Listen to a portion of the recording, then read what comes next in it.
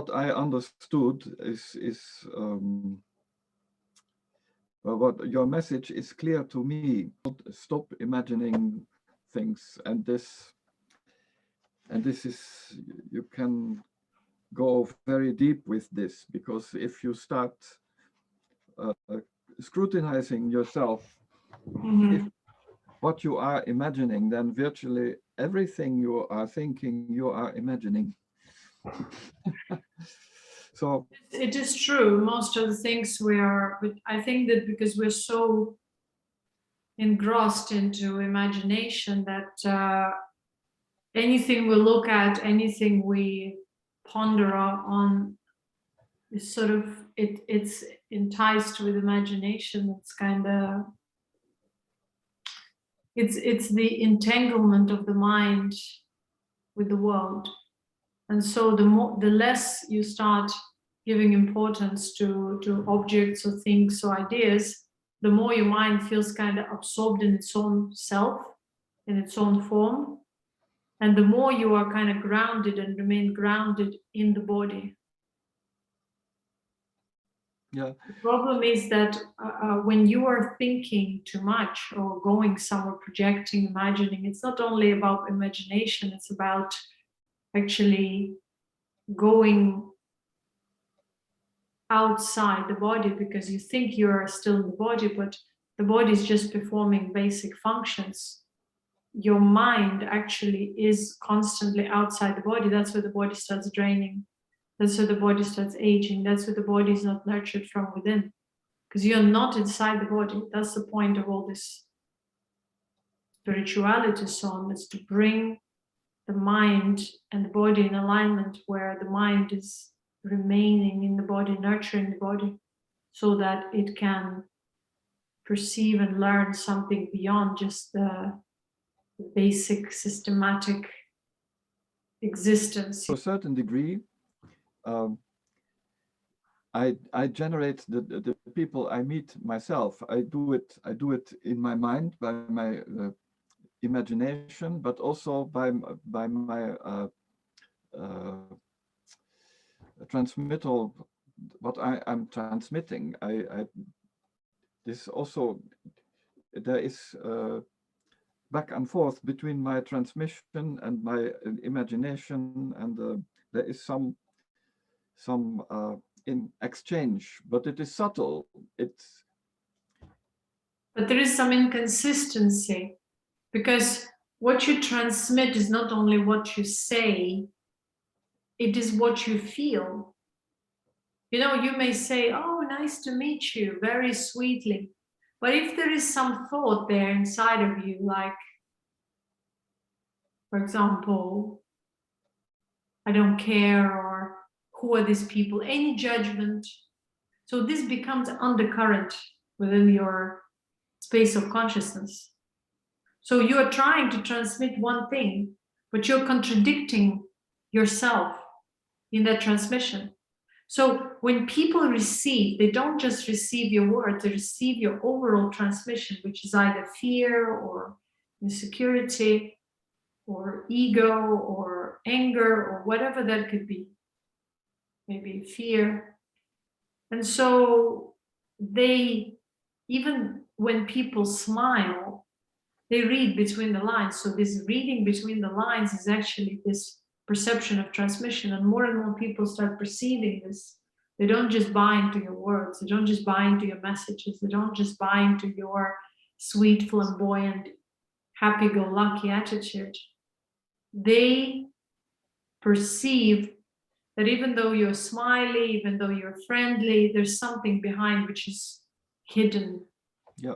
And that becomes that occult side, or the hidden side of the self, or the shadow, like psychologists or psychiatrists say, the shadow that actually either makes up these relationships or breaks them, links people together or breaks them, because it is not how you behave outwardly.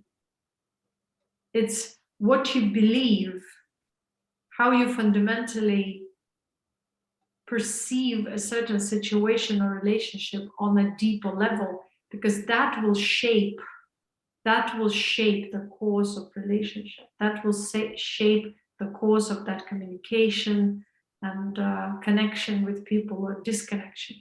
So many times we wonder why do I'm friendly, I'm sweet, but the person kind of is acting to me hostile. People feel if you are true or not, and they are very sensitive. If there is something not in me, when I'm not really true, then they pick up on it immediately. So you can't blame, because you're unaware of your shadow side or your occult side. You cannot blame the reaction of people. All you can do is understand or see it as a way to become more authentic. Because the most important in life is authenticity. And you think authenticity is just to tell the truth, like many people falsely believe, especially if they are a part of some religious group or some limited spiritual groups. They think that just by speaking out the mind or saying what they think at this particular moment is the truth. The truth is not that. The truth is authenticity. It's a deep alignment between the flow of your inner expression with the outer expression, where the feelings, the thoughts, the emotions, and the speech are aligned. That's why in some scriptures, religious books, you read that the speech, the deed, and the feeling have to be aligned. That's the point. If we say one thing and do the other, there is misalignment. So the insanity comes from this misalignment. Why we have a lot of people who suffer mental health issues? Because somewhere there used to be non-authentic. There has been a misalignment. Trauma means you cannot express what you feel. So when you cannot express what you feel, you become misaligned. So when you express yourself, there is distortion.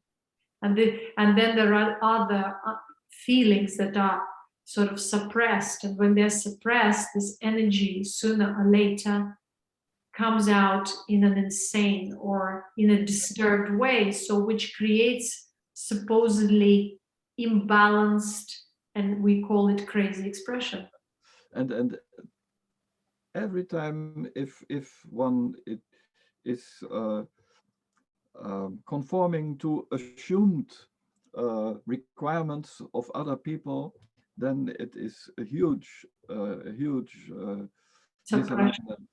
And and you see it so much in big organizations where everybody is pleasing his boss and then telling lies to the people he's talking to, and it is terrible.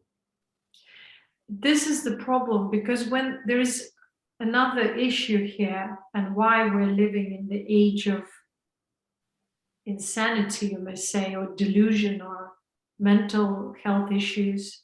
Like everybody has mental issues or emotional issues. What are these? Again, when we are authentic, our creative expression is direct. So when we speak about yoga and meditation and all this, we look at all these drawings with the snake arises, and it's a symbolic depiction. It's a depiction that now you are in an absolute alignment. Absolute alignment means you are authentic. Authentic means that your creative energy, which allows you to function in the physical body now, is expressed without obstruction. And it's expressed not only in your thought or in your emotion or separately. It doesn't go through, it's not dispersed. That's why it becomes so potent. And that's why you are considered to be a yogi when you are in this alignment, when you're simply authentic. So it's not about being special or being acknowledged for being special. It's just being true to oneself. So when you are in this true alignment of the self, you are expressing your creative being. Creative being means that your self-expression, or in other words, could also be translated through the body, as sexuality is also unobstructed or expressed in an unobstructed way. When you express yourself in an unobstructed way, the energy does not get dispersed on its way or distorted or stored somewhere. When you are not authentic, you are hiding. So the energy kind of wants to go and express, but certain things cover it up or absorb it. And this, what absorbs this creative energy is the negative emotions or the ways we process. They're stored. You suppress yourself at some point, and so it reflects on the body as a suppression of nervous system or sort of coagulation, emotional coagulation, sort of like you want it, but then you hide it. You start controlling the expression of the emotional, but it's not just emotion, it's a creative self, because your thought is distorted. Because you, instead of just spontaneously expressing your creative being or being just a direct self-expression, you covered or you cover up these this expression of the release of the emotional energy by having contradictive thoughts or self-judgments or the ideas of self-punishment or the thoughts that you're not maybe right, or maybe people will judge you, or being afraid of being judged or taken for granted, or whatever that could be. So instead of just expressing unconditionally, which means true sexuality, true selflessness, true abundant release in a healthy way, constant release and being yourself, authentically speaking out your being. In the symbolic language, people like poets and philosophers called it speaking out your heart. So instead of that, there is this contradictive mind, the intellect and the thoughts that are bound to the system, to the way we're used to consider ourselves or believe about ourselves, or like you said, to conform to a certain system. So in that system, you cannot speak out your heart. So that creates distortion.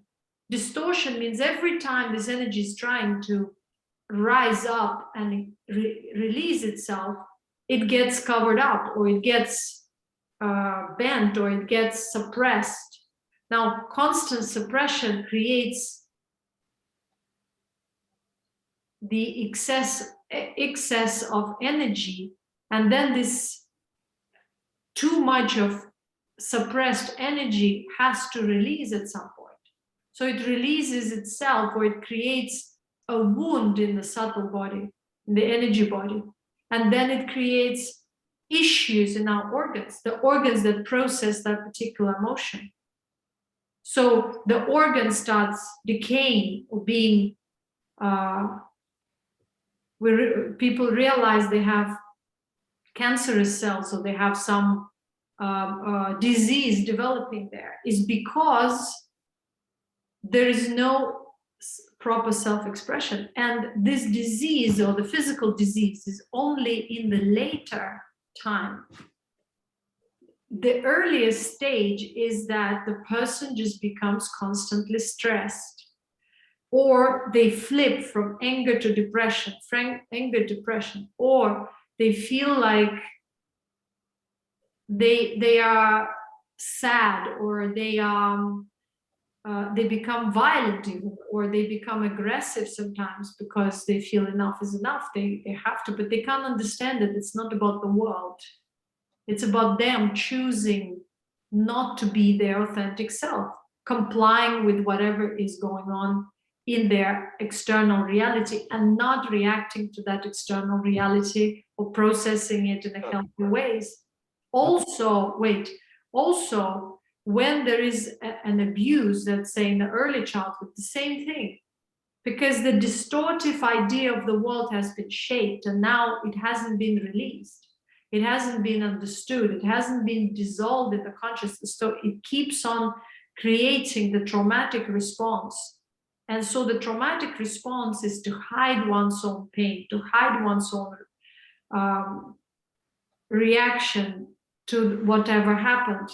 And because it hasn't been worked out or it hasn't been dissolved, it keeps on attracting similar situations that will trigger it out. But if the person is again fearful and again reacts in a dramatic way, it never gets released. So it becomes a mental situation at some point. Mental health issue means inability to be authentic, learning to lie, learning to direct energy in a very covert, in a very manipulative way, and then getting hit by this as well from the outside and not recognizing it. And so the whole point of life, the whole idea of life gets so distorted that people start only suffering rather than actually enjoying this flow of natural life if they were authentic. Yeah. But in our society, in certain circumstances, it is not appreciated being authentic, and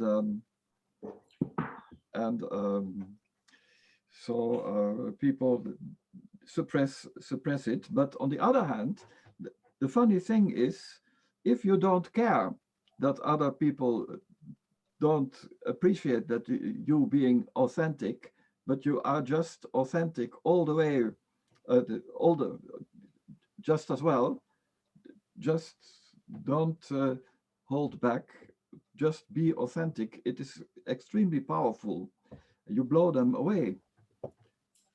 You see, it's a personal choice, and it's not just a choice, it's a recognition and awareness of this, whatever I just said, that it's awareness of one's lack of authenticity and then desire to become authentic. To become authentic means simply to return to one's own center or self. It means to learn to withdraw one's mind from the external points which we empower through our mind and thoughts.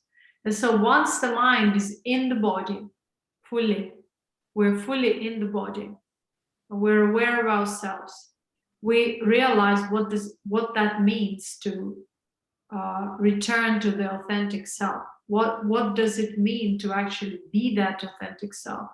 It means to be in this pure alignment. When you're in pure alignment, you're nothing but a blissful being. When you're a blissful being, you're not speaking from the mind. The mind, meaning the thinking apparatus, completely subdues or dissolves. So whatever you are the space of just your being. And it seems like you are speaking from the heart because there's no thought process, yet you're speaking. So this is called powerful transmission of self, or the authentic transmission of self.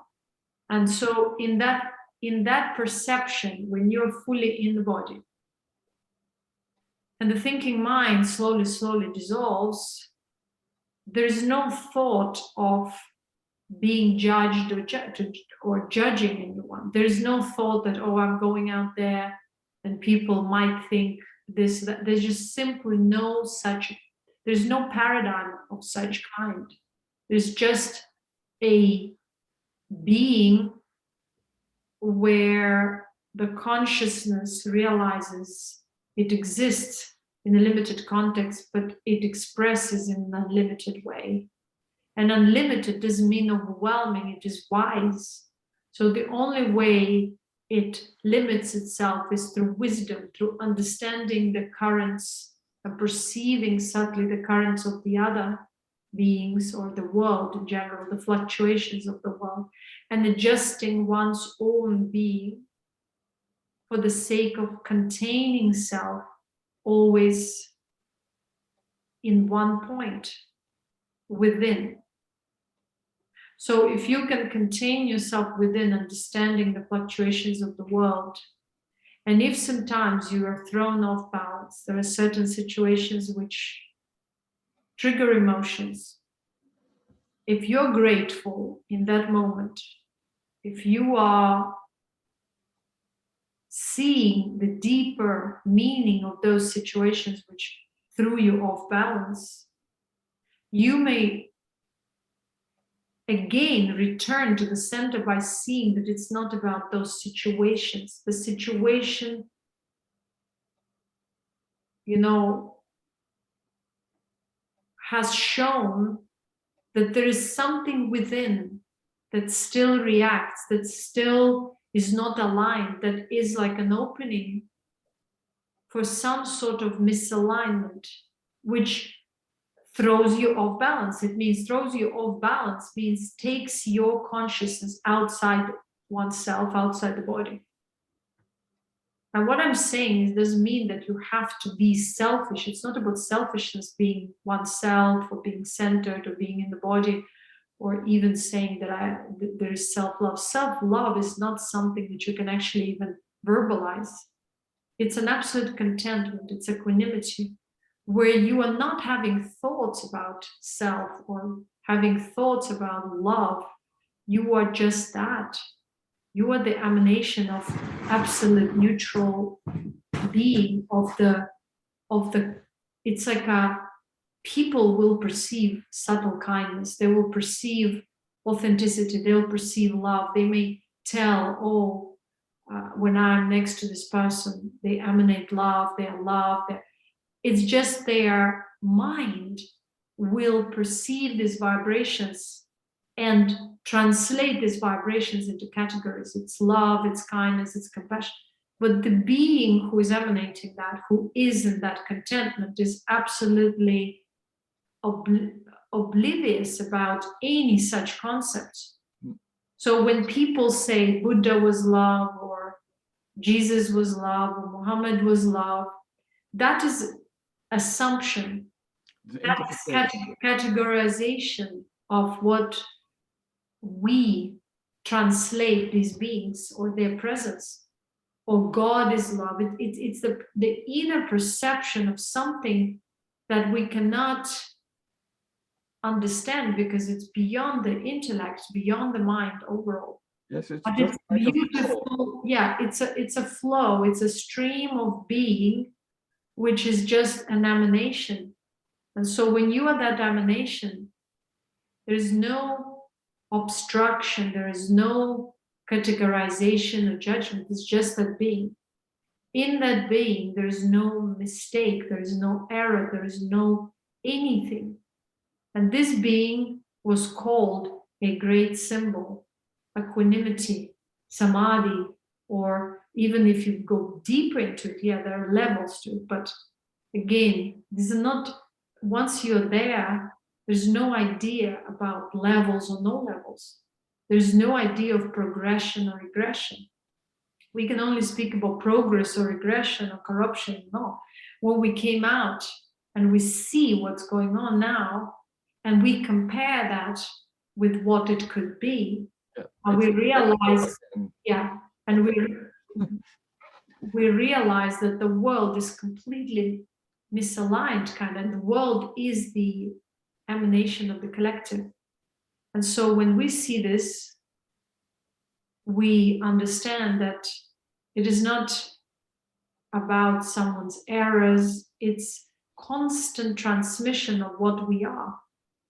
So since we have reached the level of misalignment and deep misalignment, so we plunged into the matter, we dispersed consciousness within the matter, we empowered the matter, we empowered everything. So now, if we want to really understand what is behind this illusion of the world or the manifestation, we need to collect ourselves back. We need to restore that sense of authenticity, sense of equanimity, or whatever you call it, neutrality or truth. So in order to restore the truth on the collective level, each and every individual has to awaken to this perception. Once you awake to the perception of the truth, you can see that the rest is misaligned or is inauthentic or is corrupt, you may say. Of course, it sounds like judgment, but that is internal understanding. It doesn't need to be necessarily shared. But then the goal is to constantly keep oneself in this alignment, and not to keep by force, but through realization of how the external is just but the reflection of the internal. How the external is shaping and making us understand the corruption of the internal. So if we have that perspective, we do not see life as a flow of suffering or the life as a flow of corruption. We see it as a way to restore our authenticity and to realize the truth within. When you realize the truth within, you don't have that need to go around and impose the truth on others. You may share if there is a situation, but then you very well know to which degree you can share the truth, because through the words you can share it only to a degree. And this is also called mastery. If you mastered yourself and you retain yourself in that authentic state, you are also wise. You become wise. You cultivate this wisdom naturally, spontaneous. So you understand that every expression will create a certain wave in the collective. You understand that every transmission of your being in an authentic way will create a ripple effect. So you understand that. When you understand that, you express yourself to the degree you are able to be comprehended. So you understand the level of comprehension from the outside. So if you give more, you're thrown off balance because it will bounce back. If you come from an emotion, from any distortive thought, instead of just expressing, if you have an intention, if you have any kind of purpose, what does it become then? It becomes a distortive flow. Even though you may say the truth, the purpose, the intent, which is still an expression of corruption and limitation, will bounce back.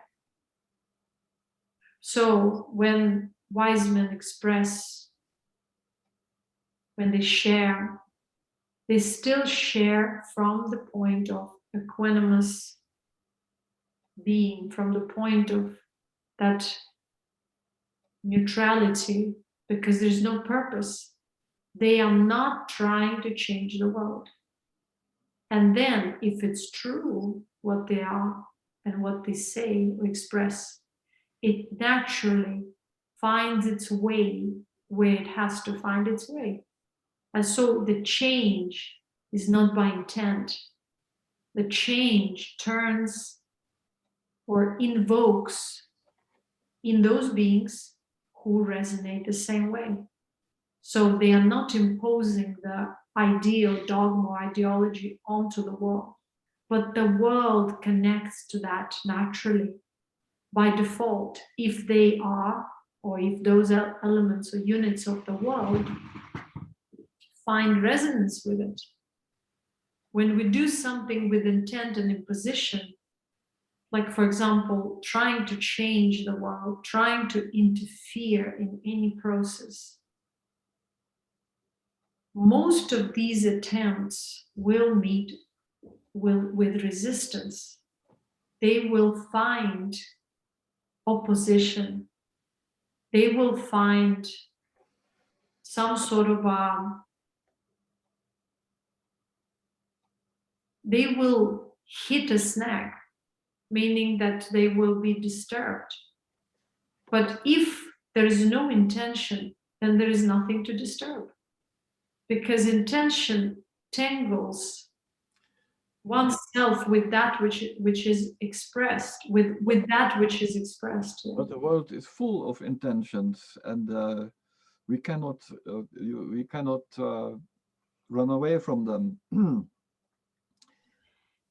We cannot run away, but we don't need to entertain those intentions within our own consciousness. That's why when you are authentic self, you express, and what happens after? There's no afterthought, because there has never been any intention. No, There is no afterthought, and if there is no afterthought, there is no charge. There is no returning to the past. Yes, but now the governments are trying to make life difficult for. That's again, that's an assumption. That's true to some degree, but it's an assumption. If you remove a thought, it doesn't exist. Well, I'm doing that, but and up till now I have no problems at all. So, but there are many You see, disturbing signs. But maybe it's even just to make us afraid and pull us down into fear. Yes, when there is stiffness and fear, or when there is a fear, there comes an obstruction. And this obstruction is seen as if from the outside, but it's an obstruction within. It's a contraction. When we are afraid, it hasn't yet come there, but we anticipate negative outcome. So the reaction is contraction, or the reaction is resistance, or the reaction is fear or anger. And so having such a reaction and trying to find a resolution is impossible. The true resolution can only be found from contentment. When you observe the world from contentment, you somehow trust that whatever the world is experiencing, it is just but the reflection of our inner self that is trying to manifest through the outside. And so we just have to allow it to manifest. Yeah, we don't need to react. We make the world ourselves. So we then we have to be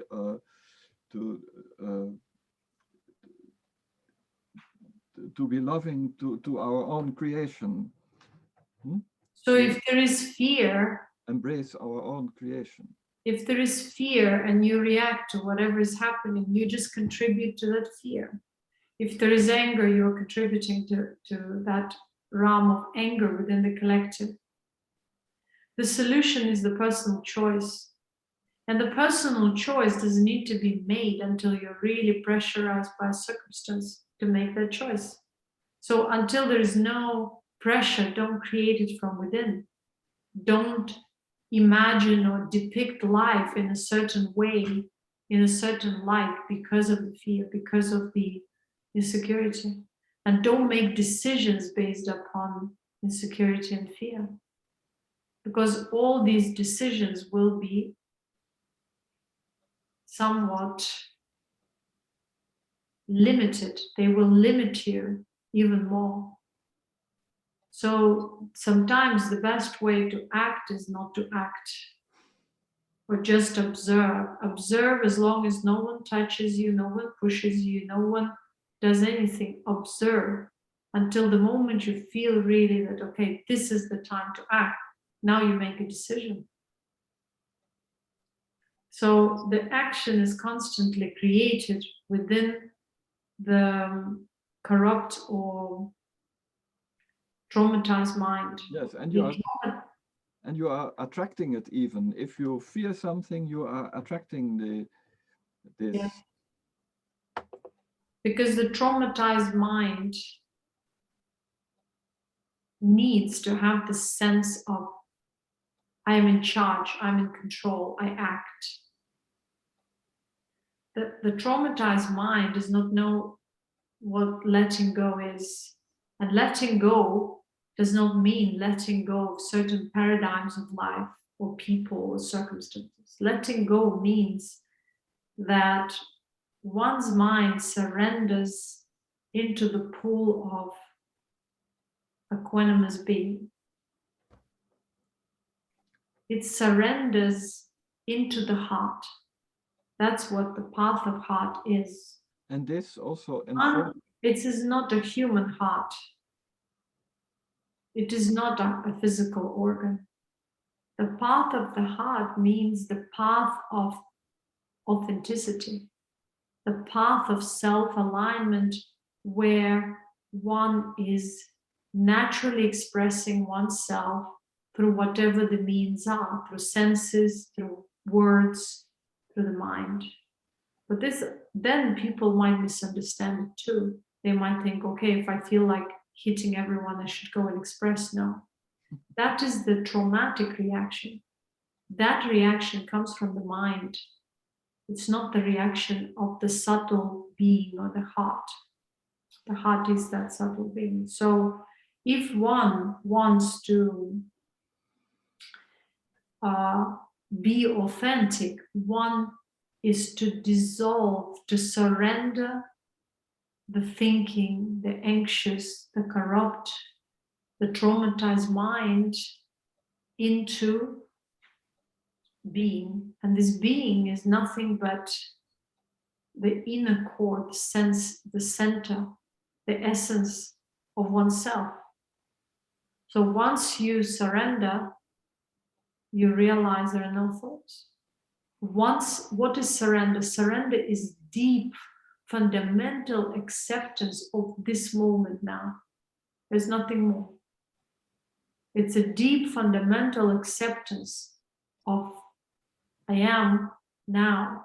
Not just words, I am, not just words now, this moment, that moment. Just, it's a perception. It's like sinking into the pleasure of being true, of being what you are. Once you're sinking into it, although the word sinking might be perceived by others in a negative way, but it's more like plunging, like you are actually dissolving the corrupt streams, the corrupt currents which are running there, continuously pushing you to think this and that. You are dissolving. Yeah, I know the feeling. It's complete thoughtlessness. Yes. It's just. In yogic terms, it's called great symbol or Mahamudra or Samana. The equanimous being, again, the words are important and unimportant.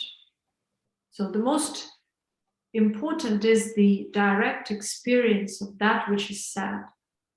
If that which is sad produces direct experience, it means at that point of direct experience, all the words melt away.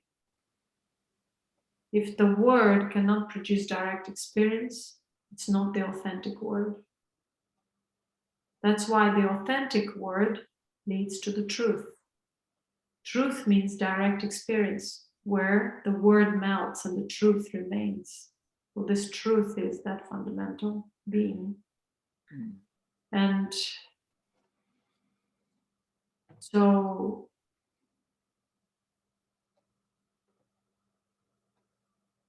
there is no pretension. There is no call for action in the being. No intention also. No intention whatsoever.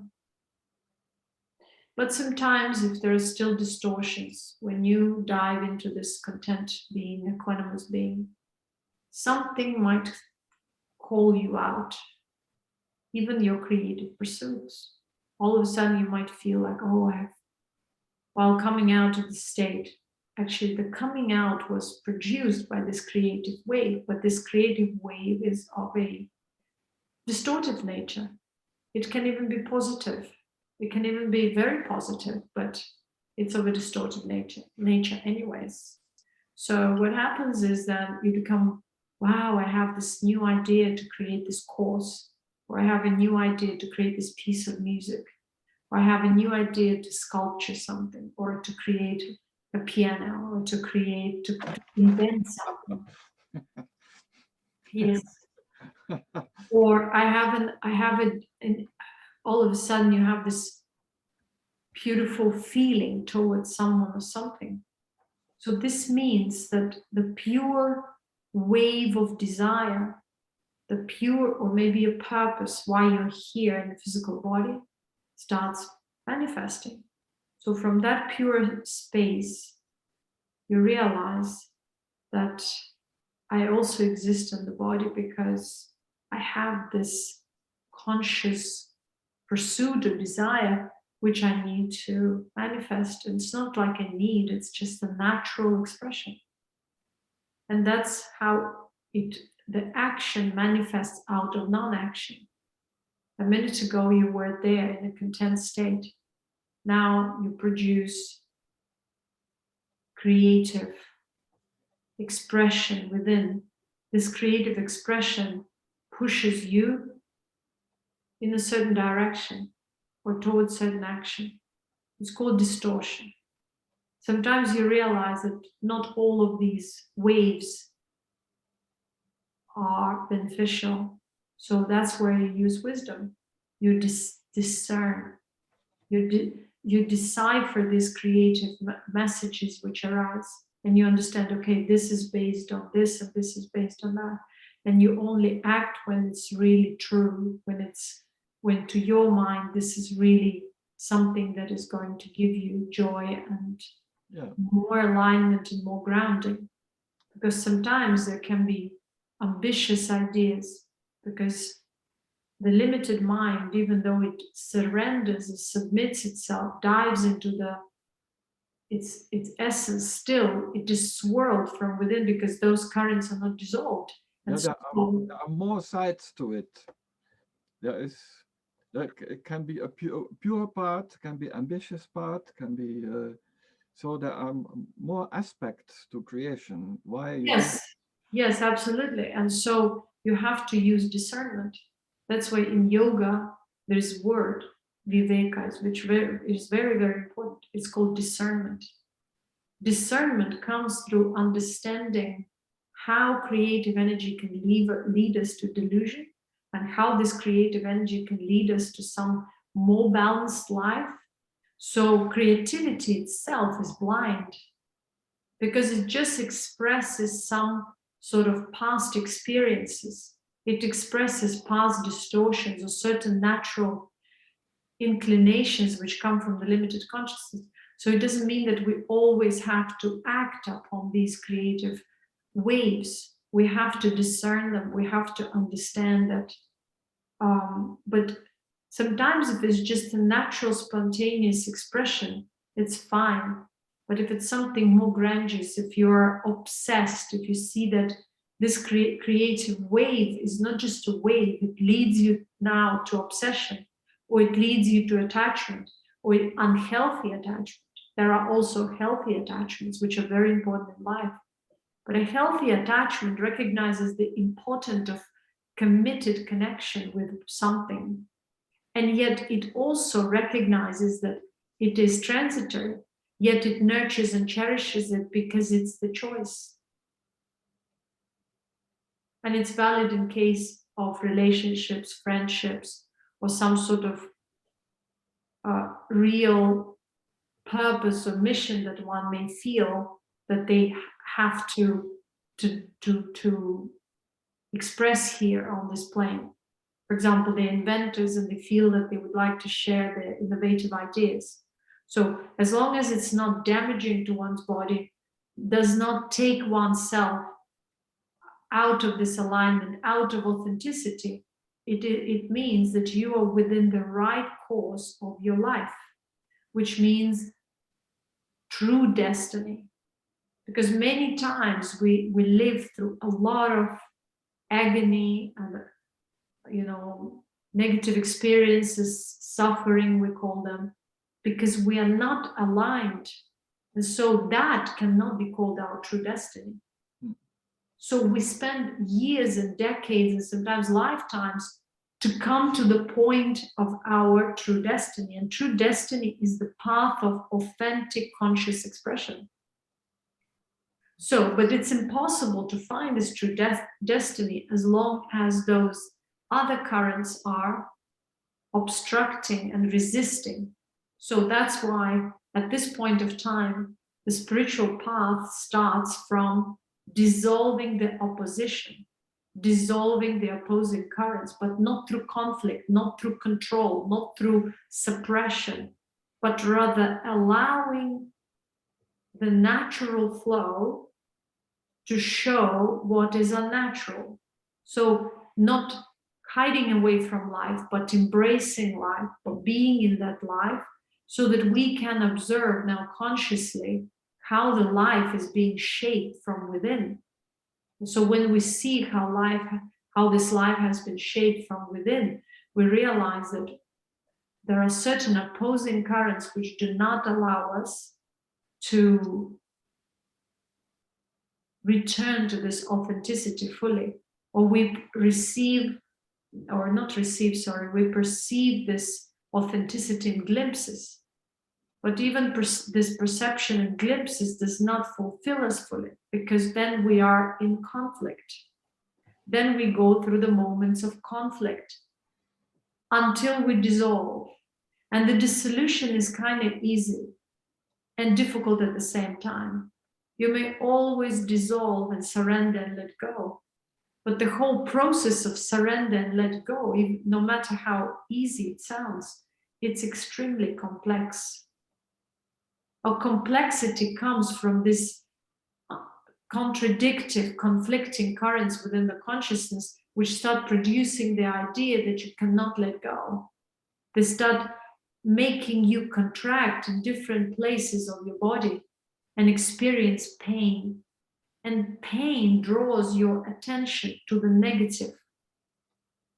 But the point of observation of these distortions and negative experiences is not to really participate in them, but to rather observe and understand them by accepting, acknowledging their being within your consciousness, and yet not truly consciously attaching to it, allowing it to be, but not allowing it to shape the idea of life at that point of time, where the story is removed, but the perception is acknowledged and there, embraced.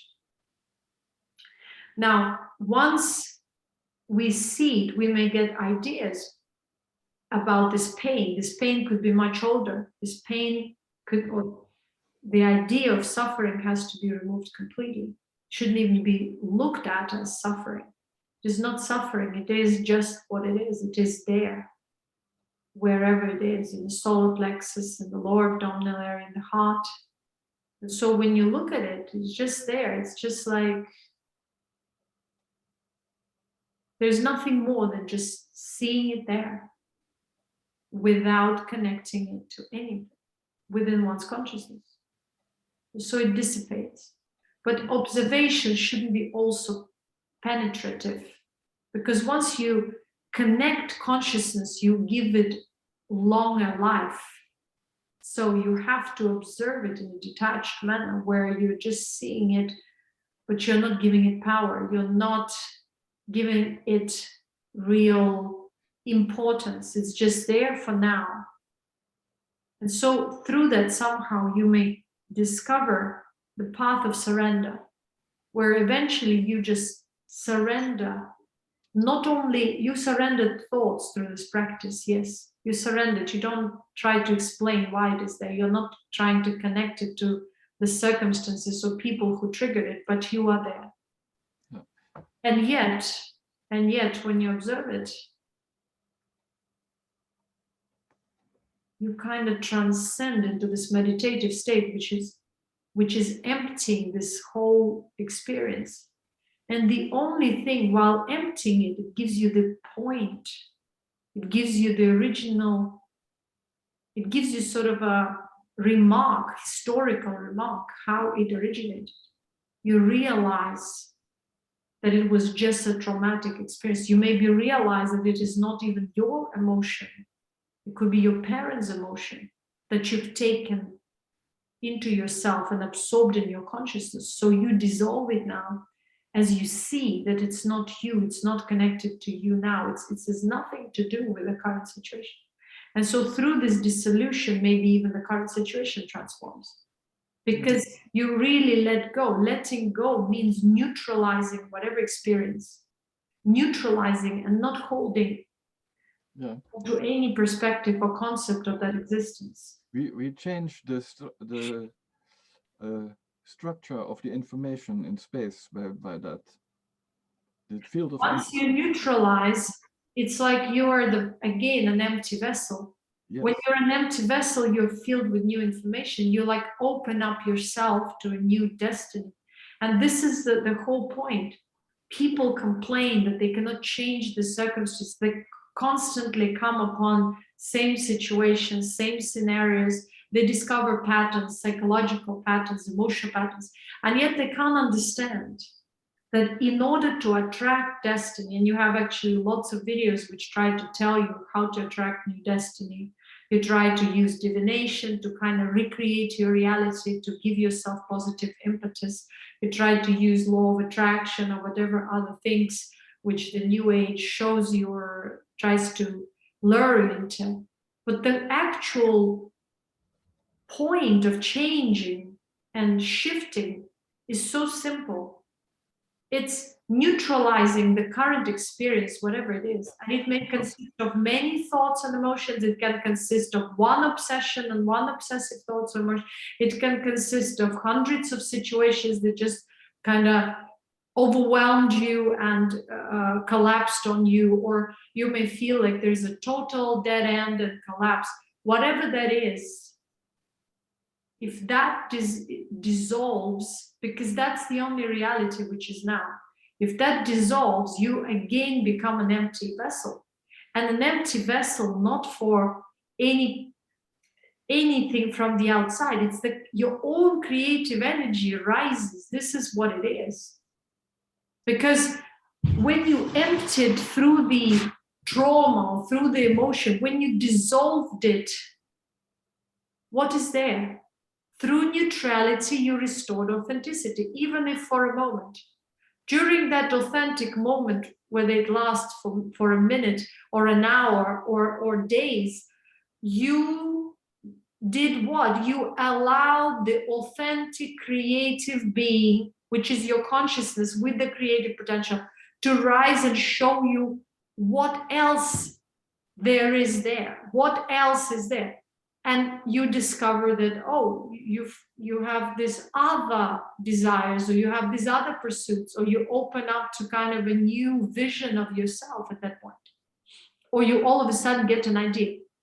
Now, the idea, the arousal of the idea is the way to create, because you cannot actually follow how the creative energy is rising. It's only a feeling. But then this feeling is that this is the energy that your brain, your mind starts translating into so-called an idea. And then this idea, it's actually a certain frequency that arises in you, because that's what's supposed to manifest. That's what you're here, why you're here. So now this frequency cannot be understood by the mind. It needs to be deciphered and translated. It takes a bit of time, and then once you feel so good, so enthusiastic, but you haven't yet translated it into an idea. Now, after a little while, it starts shaping. You start having clarity. This clarity is not just clarity. It's actually usually, for the majority of people, it is the clarity of what you will do, or what you would like to do, or what your purpose is, or something of an idea, of something that takes you. It's an aspiration. And so then it shapes into the idea.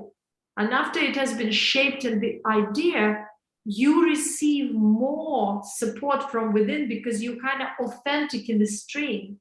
So now the stream is even though it's an idea, even though it's some kind of a creative idea or pursuit, somewhat it's aligned with your destiny. Destiny means the purpose why you are in this body right now. And it is new and original, as opposed to the new age stuff and willfully trying to attract something, but that's old craft, which you should avoid.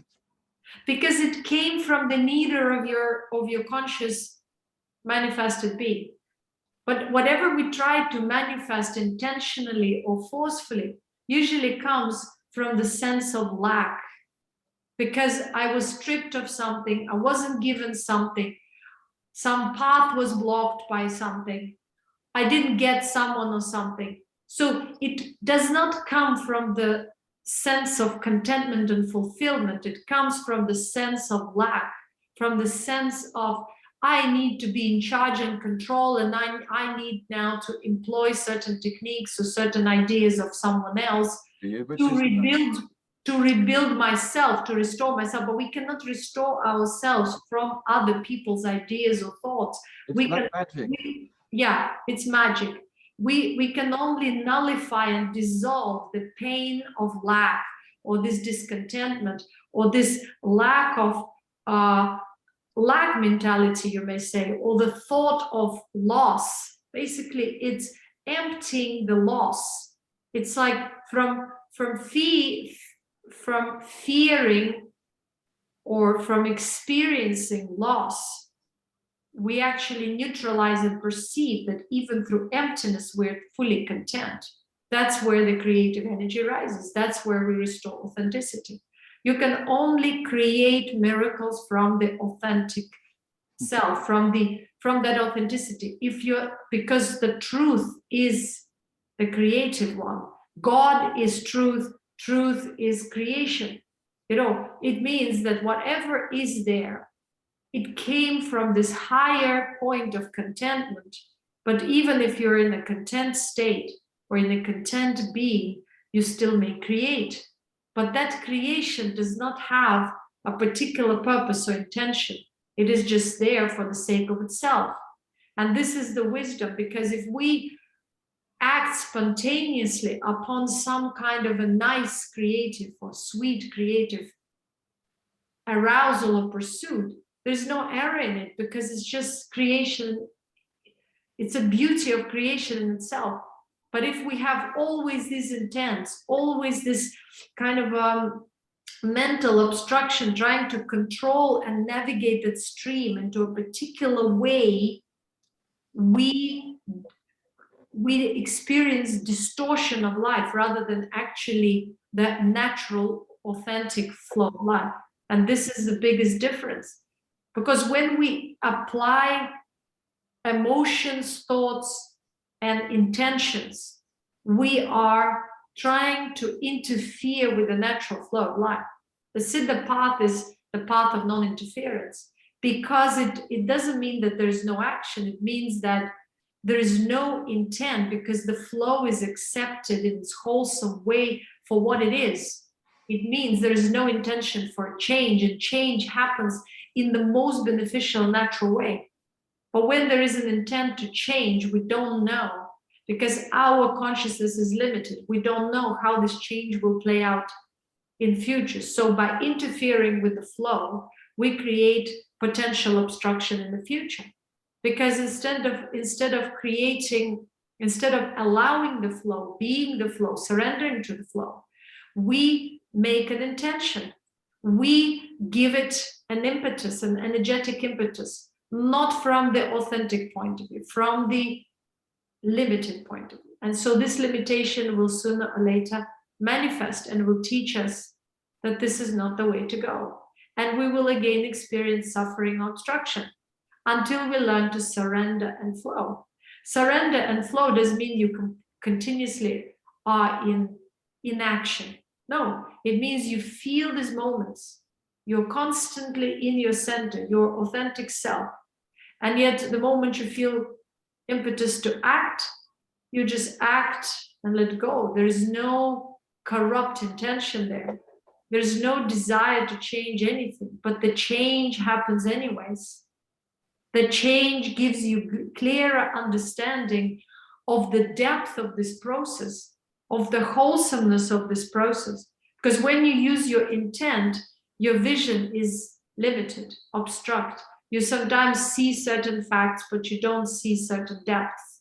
And so this intention may lead to further issues or issues in the future. But when you understand that this present moment is already wholesome, you don't need to act until you actually feel the natural necessity, or this natural sort of spontaneous pull. And when this pull is there, you're just acting in an authentic way. And so when there is authentic way, there's no attachment. So when people speak about karma yoga, that you have to do karma yoga, they don't understand. Karma yoga is this selfless service, is the selfless flow where the action is performed out of authentic being, out of the natural being, which does not create any kind of attachments or any kind of connections or bridges with anything in this world. It's like a flow. You cannot create connection within the flow to a certain point within the flow. Because if you do, you stop the flow. That's what happens. You stop the flow, it means you will be drained. So most of people cannot understand what selfless service is, because in order to be that selfless service, you need to surrender and experience contentment, experience truth, the truth of your own being, your own authenticity. Only then every action, every word becomes pure transmission of the truth and becomes a selfless, detached, which means without any intention to interfere with anything. Mm. And so these words then become a transmission of that selfless, authentic being, which doesn't bind but invoke the same being within other beings. That is called true, authentic, spiritual transmission. Mm. And that's what the true knowledge is. We think knowledge is concepts, knowledge is information, knowledge is ideas. No, true knowledge is that authentic being. If it's invoked in you in a direct way, you enjoy it. You can't even speak when you're there. Or you have to be a master to be able to speak during that. Because at first, it is just wholesome. It's wholesome in itself. It's difficult to speak. But with time, you learn. You can connect, align your actions, your speech with that authentic being. And yet you remain within. You're centered. And it's not just a word, it's an actual experience. Mm. Yep.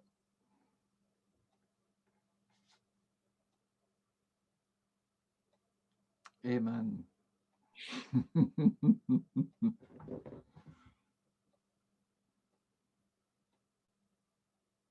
can just sit in silence and experience it. Mm.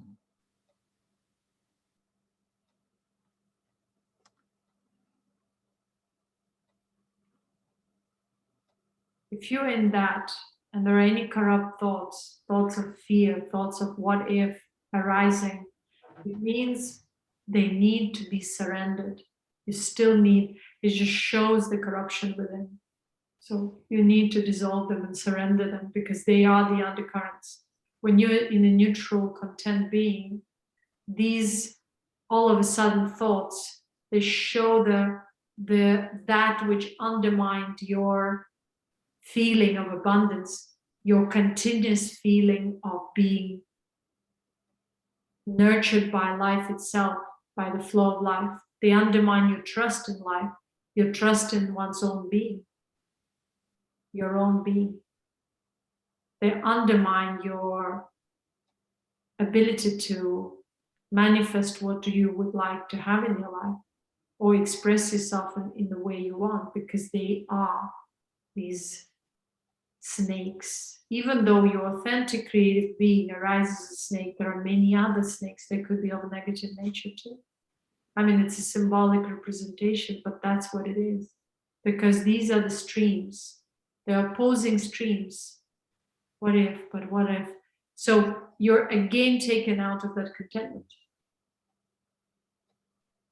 Look at that snake. Look at it. Whatever arises, the fear, the anger, look at it. So what? And while you're really staring at it, it dissolves because it has no power. You're not connecting to it. You're staring at it. You're not that.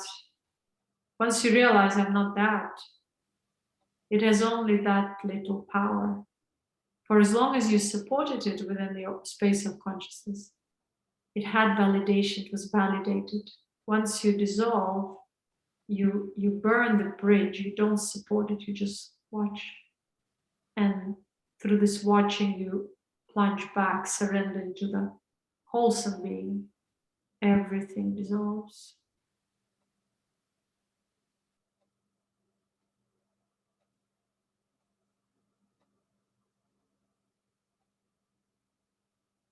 There's nothing to add to it.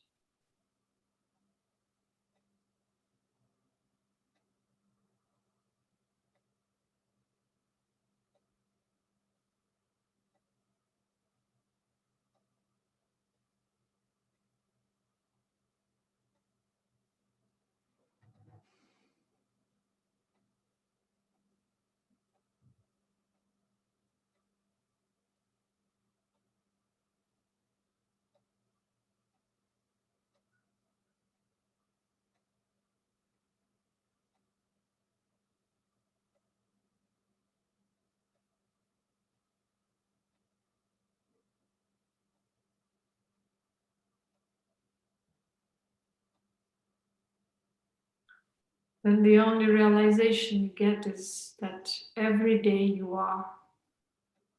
Is there every day, even every day I am? I am.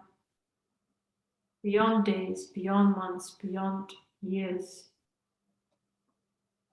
beyond the projected existence, I am.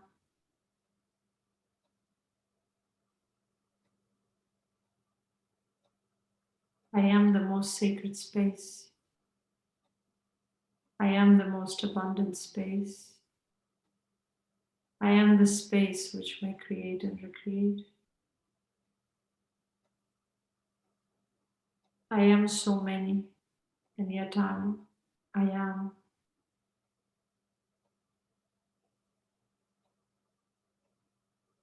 I am the joy of existence.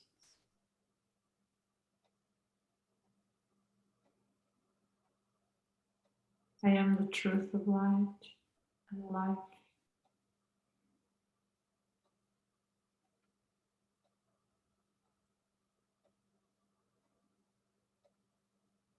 I am all the energies in the world and beyond the energy.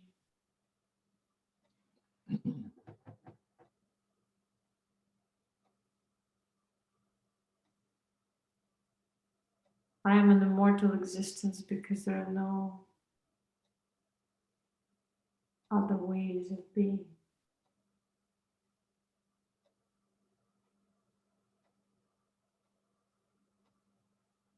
Death and life cancel each other within the space of I am.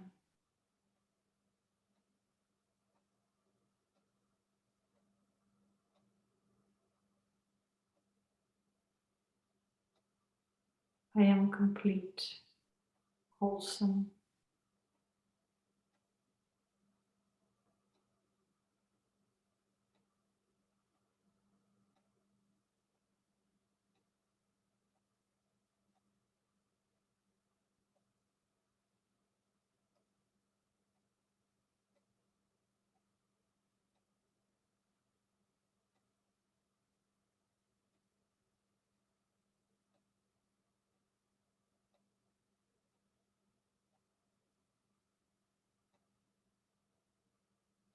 Nothing to add.